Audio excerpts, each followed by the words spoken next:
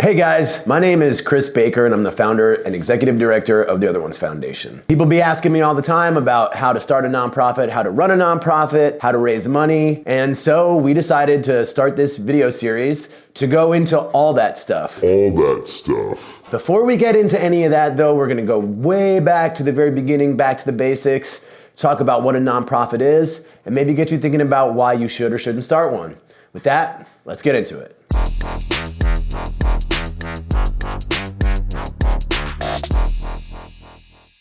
Let's talk about what a nonprofit is.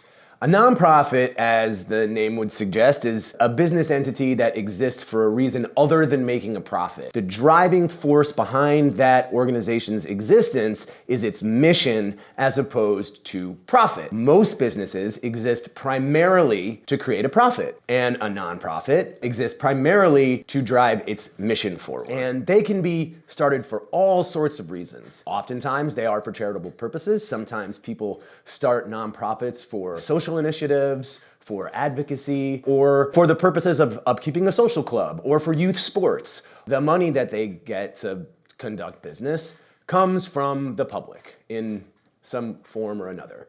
And some of that money might come from public foundations, it might come from individual donors, in some cases it might come from the government. Not all nonprofits are 501c3 organizations. There are actually, I think, 30 different tax designations that you can get from the IRS after starting a nonprofit, but you have to be a nonprofit in order to qualify for those exemptions. Now we're gonna get into all this stuff.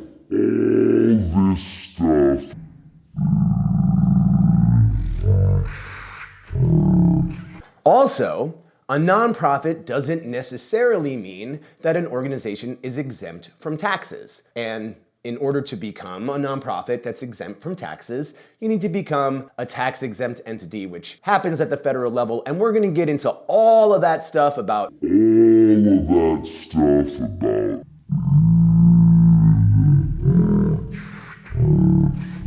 what kind of tax designation is right for your organization and how to write your mission statement, how to create your vision statement. Those are all things that we'll talk about, but right now we're gonna go to the basics and just talk about what it is that you wanna do, how you wanna do it, and why you wanna do it. It's very likely that the reason that you're watching this video is because you have just had some sort of world-changing idea that can better your community in one way or another. And if you are looking into possible ways that you may help, say, rescue food from going into the landfill, or helping animals be adopted, or helping the homeless, or finding new ways to bring art into underprivileged schools. These are all things that you might do under the banner of a nonprofit organization. Remember, a nonprofit exists primarily to serve its mission. So what is your mission? And why is that mission important to you? And how do you hope to take your world-changing idea and bring it to life? There are lots of ways that we can do this, and it doesn't always necessarily mean that the best way to get there is to start a nonprofit. But if you're like me, nothing's gonna stop you from starting a nonprofit. So let me give you a few tips of things you might wanna do before you get started to make it a little bit easier. The first thing is you really want to evaluate why it is that you want to pursue the mission that you want to pursue. Is it only because of your world-changing idea? When I was starting the Other Ones Foundation, I had what I thought was a great idea, something that I thought could really help serve my community in a really profound way. As I got into doing the research and speaking to the population that was to be served by my world-changing idea, I discovered that that idea on its own, in the way that I had conceived it, was not exactly the best thing for my community. It didn't serve the gap that existed in my community. Going out and looking into the subject area that you're concerned about is a really good first step. Go out and learn about the issue that you're trying to work to solve.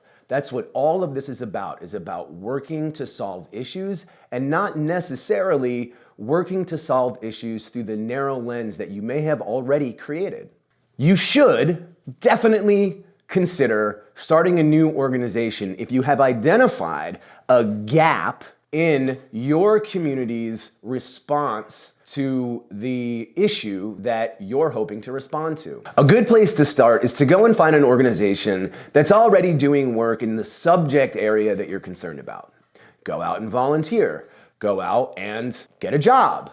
A good place to start may be by dusting off the old resume and going out and finding an organization that already exists and try to get in on the ground floor with that organization and see how it functions. You may go out and discover that your world-changing idea, while maybe good on paper, it needs a lot of work. It needs a lot of tweaking in order to actually be effective and actually fill the gaps that exist in your community. Are you prepared to pivot? Are you prepared to change course? Are you prepared to rethink your approach to solving big problems? If you're prepared to do those things because the issue that you're concerned about is what's driving your desire to start a nonprofit, then you're on the right track. So as you're thinking about starting your nonprofit, consider this. In the nonprofit world, there are really two major types of entities. And it's more complicated than this, and we'll break this down more further in the future. But there are organizations that exist to actually do the work to solve the problem. And then there are organizations generally called foundations that exist to raise the money to give to the organizations that are working to solve the problems. So do you want to work to solve a problem, or do you want to be an entity that raises money to help solve the problems? And both are equally important to the landscape of good works in your community. You don't necessarily have to go out and start a nonprofit to raise money. There are all sorts of ways that you can do that by holding events or raising money online. Facebook fundraisers are a great way to start understanding what your network looks like and what the capacity to give on the part of the people who you already have in your network. That's a great way to start.